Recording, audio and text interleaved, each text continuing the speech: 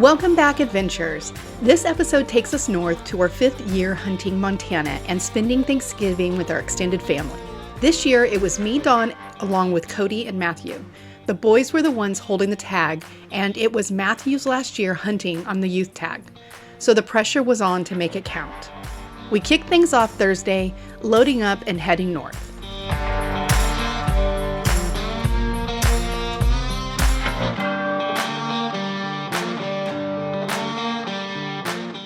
Two days of driving, just putting miles on the truck.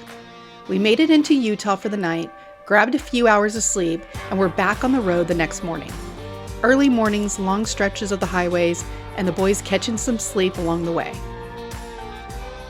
By the time we got there, we were ready to get after it. Saturday morning came early, and it was time to start the hunt.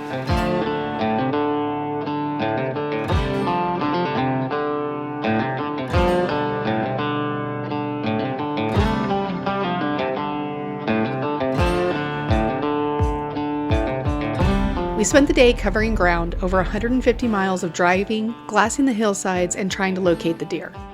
We put together a few stalks and finally got an opportunity. That's our area. Oh, he's running out into our area now. There's another big buck out there. Bigger. Okay, we have to go in. I'm over here. Look at the bigger one to the right. He's out there. Where is it? Yeah, that's our area. See the thing. No, he was just moving. Yeah, that's fun.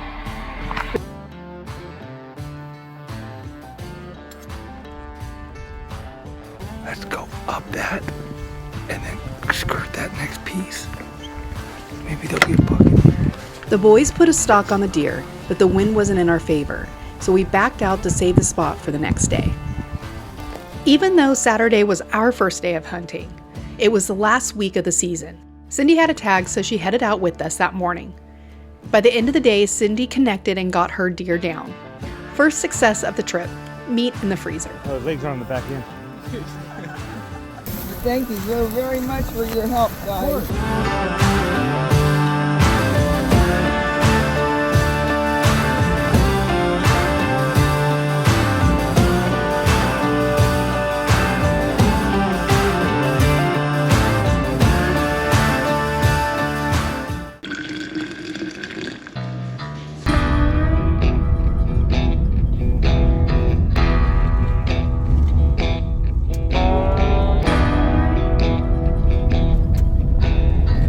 Sunday was a lot of the same. We were finding deer, big deer, but they kept ending up on private land. Anyone who hunts public in Montana knows that frustration. We glass them up, make a plan, and then realize the boundary line wasn't on our side. Still, a good day learning the terrain and figuring out where all the deer were moving.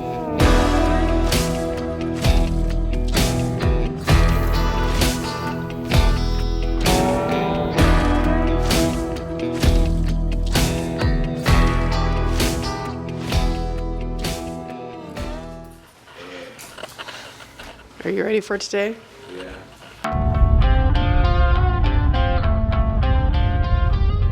All right, so it is day 3, and we are putting a stalk on one of the bigger bucks that we've seen on this corner of public property. We've been trying to hit this for 3 days now. We've seen probably about 4 shootable bucks in here that have been amazing.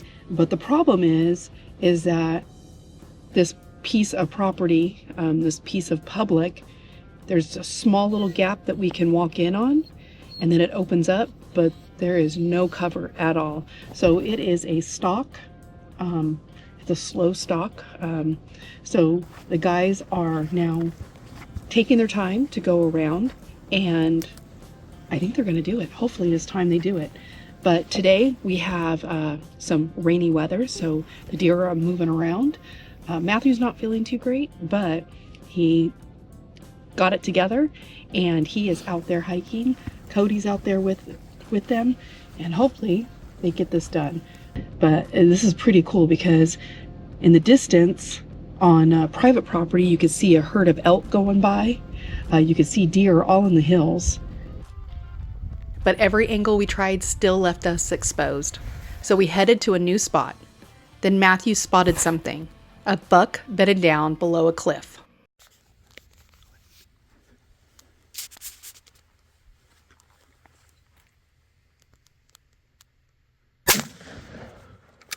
Yep, he's good. He's good. Nope, he's good. Nope, leave him. You got right in the... Got right upon him. Right on. Right.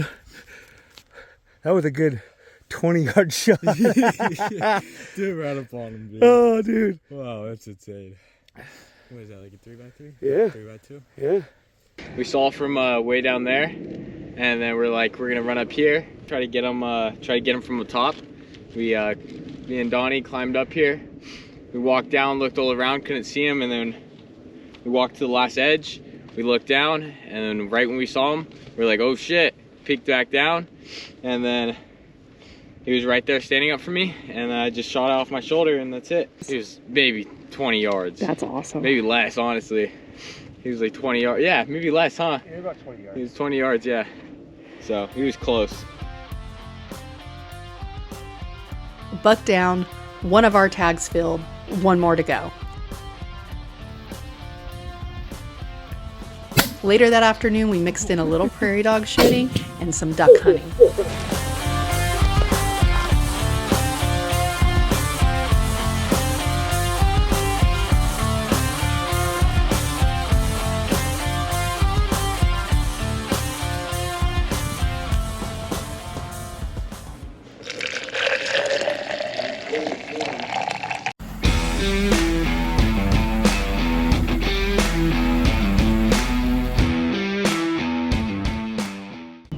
It is day 4. So it's Cody and Dawn who are heading out there right now. We have a little bit of snow on the ground. We had a lot of wind last night, so the deer are moving a little bit differently right now. I think they're all tucked into all the different crevices, but hopefully they can get it done this morning. We went back after the herd on public land trying a different angle, but we still couldn't get a good stalk on them. So we moved to another spot, which paid off. Dude, it was literally perfect. Yeah, that's when we saw him. When we saw him the first time, and we backed back out so they wouldn't see us come What up. happened was we came in Katie, and get he out. saw the does, and we were going for the buck over there still. Oh, this is a good one, Cody. I'm happy. Oh, gonna look at pop up here. that. Cause that other buck was over there, right? Yo. That's a dead deer right there. Yeah, hold on. We came from all the way up top, Uh-huh. and we walked down to that little point right there. Okay. And Don saw the does right here, and we were originally going for the buck right over here. So we backed up, started walking up the hill, and Don saw the buck that I just shot right here. So we walked back down, went to the hump, and I set my gun right on the side, and it was just standing broadside perfectly right there.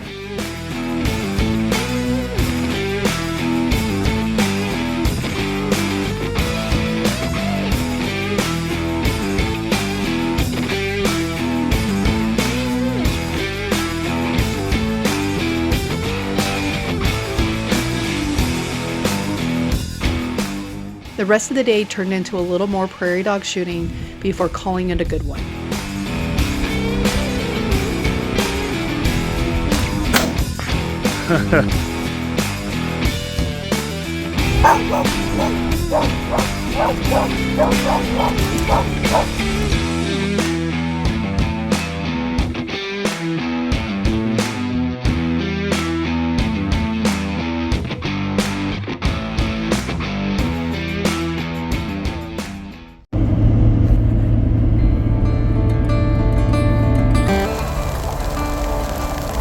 Wednesday was my turn. I had a doe tag further north past Jordan, so we had the morning to go see if we can make something happen. We let the boys sleep in while we headed north to check out some new area. It was country we hadn't hunted before. There was lots of snow on the ground, but not much sign of life. Even though we didn't find a deer, it was still good to see some new country. That afternoon, we stopped in Jordan for lunch at the Summit Corral Grill and Catering. We found a geocache and then headed back to make some pies for Thanksgiving dinner. Yeah, just use that to scrape the edges and get it all in there.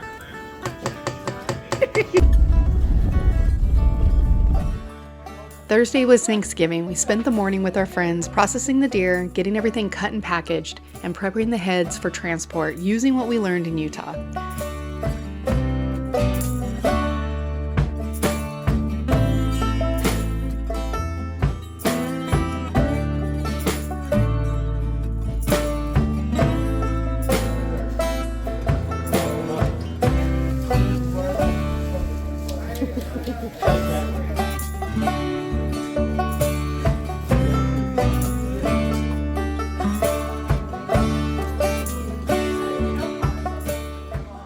That afternoon, we sat down for Thanksgiving dinner with the people who made this trip special every year.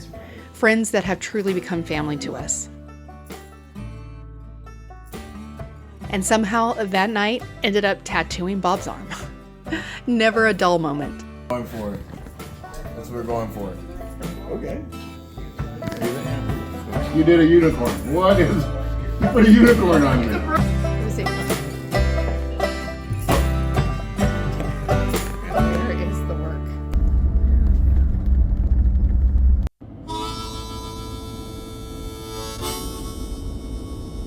Friday, we started the trip home.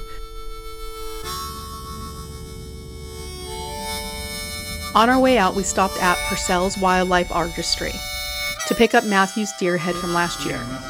We stopped at the Red Lodge Cafe and Casino for a bite to eat before continuing on.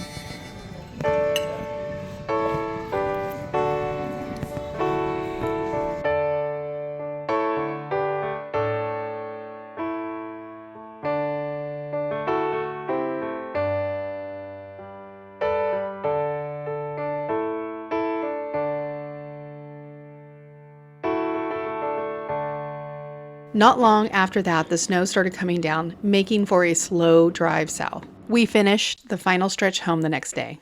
Another great hunt in the books.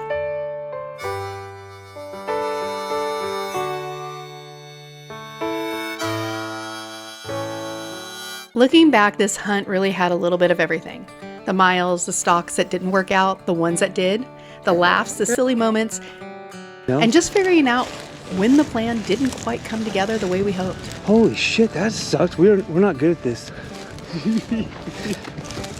At the end of the day, what really matters are the memories.